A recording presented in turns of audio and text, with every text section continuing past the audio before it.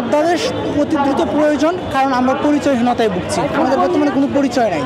আমরা না ঢাকা কেন্দ্রীয় বিশ্ববিদ্যালয়ের কোনো অফিসিয়াল স্টুডেন্ট হইতে পারছে এখনও, কিন্তু টিচাররা শিক্ষা মন্ত্রণালয়ের নোটিশ অনুসরণ করেন না, তারা অনুসরণ করেন বিসিএস সাধারণ শিক্ষা ক্যাডার অ্যাসোসিয়েশনের।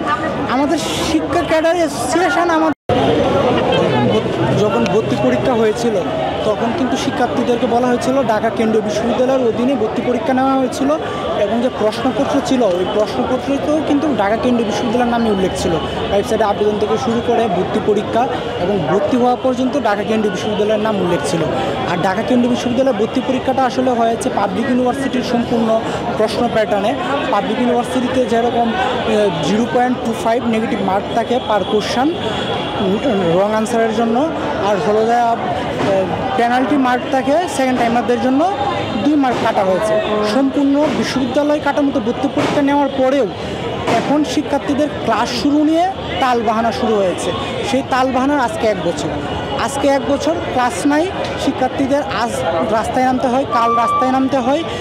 ইউসিজি একটা মডেল বিশ্ববিদ্যালয়ের মডেল প্রণয়ন করে রেখেছে ইতিমধ্যে, কিন্তু ওই মডেলটা এখন পর্যন্ত অধ্যাদেশ আকারে জারি হচ্ছে না। যদি অধ্যাদেশ আকারে জারি হয়ে যেত মডেলটা, তাহলে কিন্তু ইউনিভার্সিটি ইতিমধ্যে রান করা শুরু হয়ে যেত, একাডেমিক থেকে শুরু করে প্রশাসনিক কর্মকর্তাদের নিয়োগ পর্যন্ত হয়ে যেত।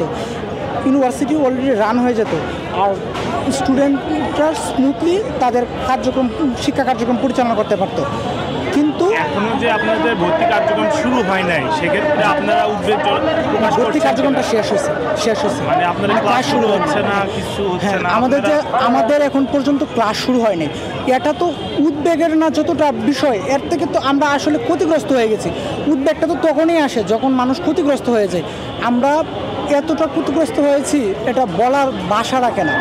শিক্ষা মন্ত্রণালয় বারবার নোটিশ দিয়ে শিক্ষার্থীদের ক্লাস শুরু করার জন্য শিক্ষকদের নির্দেশনা দেয় যাতে শিক্ষার্থীরা ক্লাস করতে পারে, কিন্তু টিচাররা শিক্ষা মন্ত্রণালয়ের নোটিশ অনুসরণ করেন না, তারা অনুসরণ করেন বিসিএস সাধারণ শিক্ষা ক্যাডার অ্যাসোসিয়েশনের। আমাদের শিক্ষা ক্যাডার অ্যাসোসিয়েশন আমাদের অভিভাবক না, আমাদের অভিভাবক হচ্ছে শিক্ষা মন্ত্রণালয়। শিক্ষা মন্ত্রণালয়ের নোটিশকে তারা মানেন না, তারা মানেন শিক্ষা ক্যাডার অ্যাসোসিয়েশনের। আপনার অধ্যাদেশ সম্পর্কে কি বলতে চাচ্ছেন? অধ্যাদেশ কেন চাচ্ছেন এখন? অধ্যাদেশ অতি দ্রুত প্রয়োজন, কারণ আমরা পরিচয়হীনতায় ভুগছি। আমাদের বর্তমানে কোনো পরিচয় নাই। আমরা না ঢাকা কেন্দ্রীয় বিশ্ববিদ্যালয়ের কোনো অফিসিয়াল স্টুডেন্ট হইতে পারছে এখনও। কেন হইতে পারি না? কারণ অধ্যাদেশ নেই। আমরা কিন্তু এখন ডাবিরও অধিভুক্ত না, জাতীয় বিশ্ববিদ্যালয়ের অধিভুক্ত না। এক কথাই হলো আমাদের কোনো বর্তমানে অভিভাবক নেই। অভিভাবকহীন কে থাকতে চাই? তাই আমাদের অধ্যাদেশটা যত দ্রুত তাড়াতাড়ি সম্ভব হয়ে যাবে। এখন যদি অধ্যাদেশ হয়ে যায়, এখন যদি অধ্যাদেশের ঘোষণা আসে, এই মুহূর্তে আমরা রাস্তা ছেড়ে দেবো। আমাদের রাস্তায় থাকার কোনো উদ্দেশ্য না আমাদের।